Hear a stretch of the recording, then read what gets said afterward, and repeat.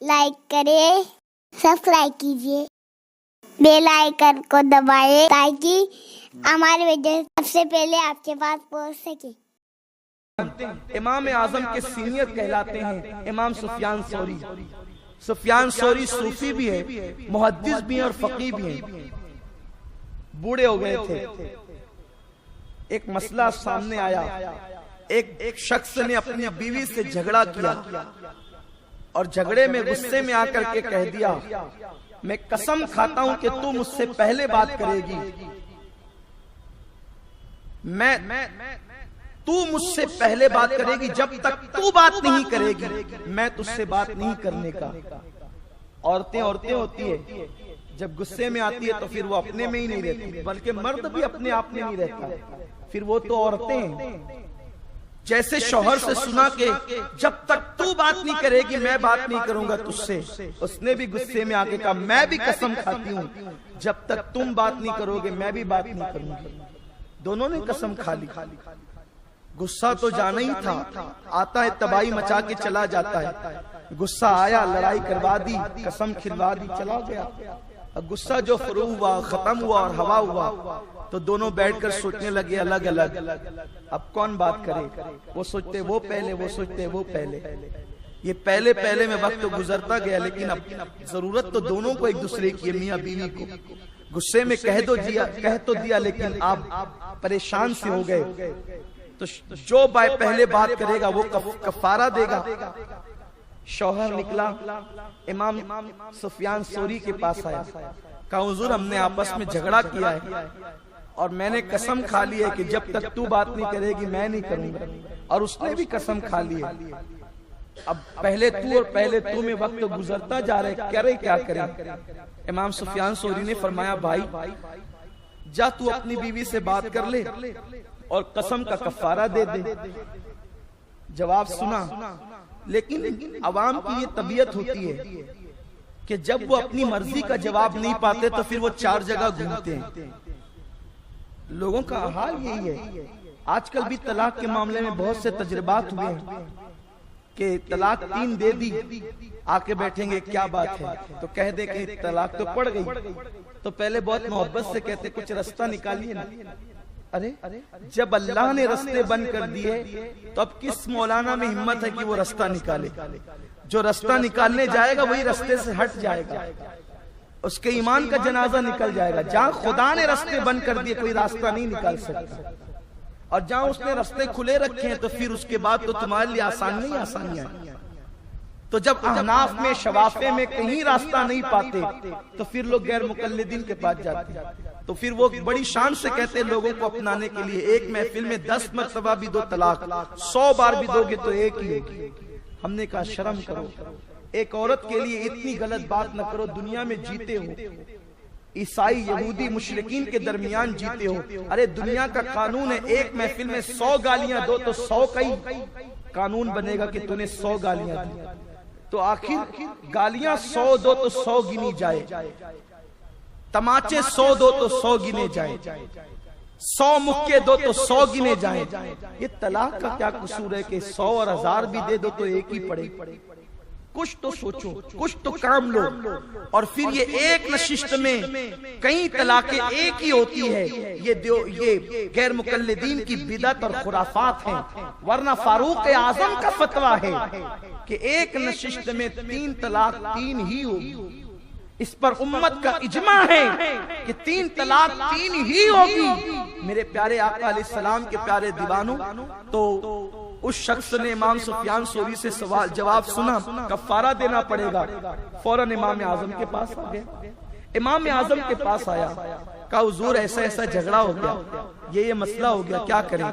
امام اعظم نے مسئلہ سنا، فرمایا جا تو اپنی بیوی سے بات کرنے میں پہل کر، کوئی کفارہ دینے کی ضرورت نہیں ہے، کوئی کفارہ تم نے نہیں دینا، جاؤ خود سے اپنی بیوی سے پہلے تم بات کر لو۔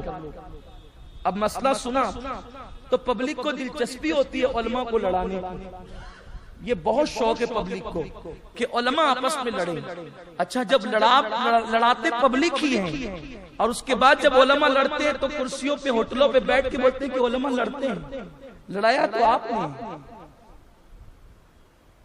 اس نے جب مسئلہ وہاں سے اپنے متعلق نہیں پایا، امام اعظم کے پاس آیا اور امام اعظم نے مختلف جواب دیا، تو گھر جانے کی بجائے کہ عمل کرتا امام سفیان ثوری کے پاس گیا، کہا آپ نے تو یہ کہا، امام اعظم نے تو یہ کہا۔ لیکن اس دور کے لوگ بڑے سنجیدہ تھے۔ انما یخشی اللہ من عبادہ العلماء کے جلوے ان کی زندگی میں نظر آتے تھے۔ امام سفیان ثوری کو غصہ تو آیا کہ میں نے جو مسئلہ بتایا اس کے خلاف اس نے بتایا کیسے؟ بوڑھے ہو چکے تھے، عصا اٹھایا اور کہا وہ نعمان غلط مسئلے بتاتا ہے۔ یہ عصا لے کر کے بڑے ہونے کے، سینئر ہونے کے باوجود امام اعظم کے گھر تک پہنچے تاکہ امت میں انتشار نہ ہو۔ ان کا فتویٰ الگ، ان کا الگ۔ انہوں نے کوئی جلسہ نہیں کیا، انہوں نے کوئی تحریر نہیں تقسیم کر دی کہ اب انہوں نے مسئلہ غلط بتایا تو اس لیے اب ان کے خلاف ہنگامے کرتے رہو۔ یہ اہل علم کا مزاج ہے۔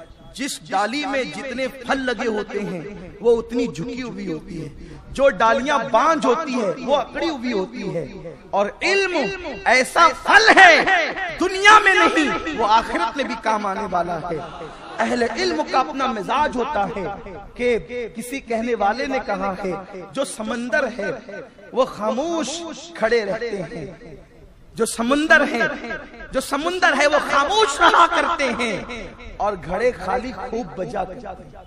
جو گھڑا پورا بھرا ہوگا نا اس سے کبھی ٹک ٹک کی آواز نہیں آئے گی، جو تھوڑا سا بھرا ہوگا نا اس میں چھلک چھلک کی آواز آئے گی۔ یہ جو بچتے ہیں نا تو ان کا مبلغ علمی اتنا نہیں ہوتا۔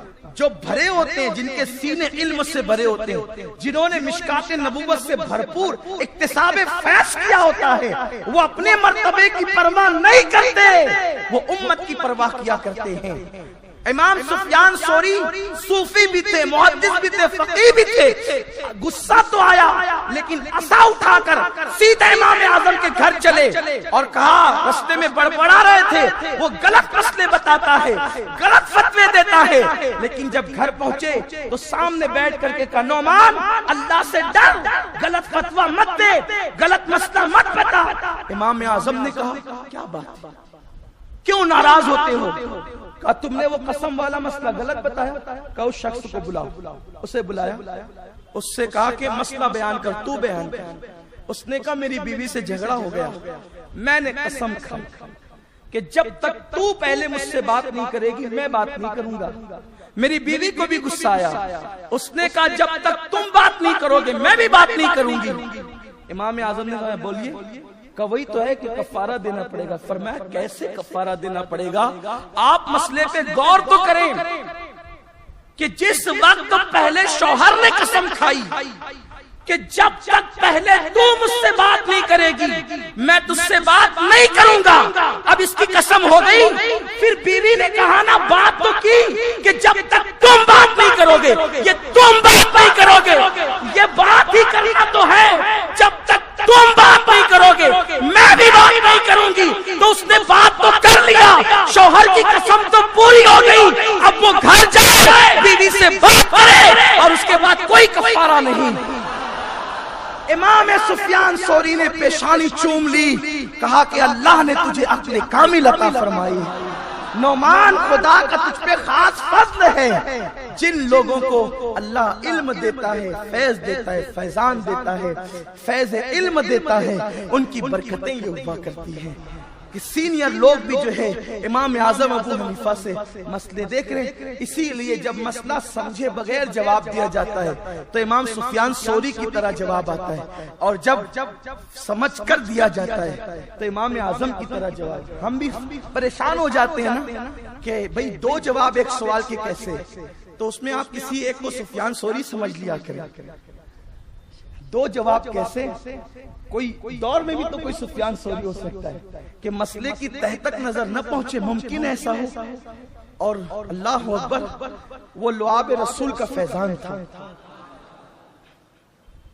کہ امام اعظم کے اساتذہ، ان کے گھر کی عورتیں بھی امام اعظم سے مسئلے پوچھنے آتی تھی۔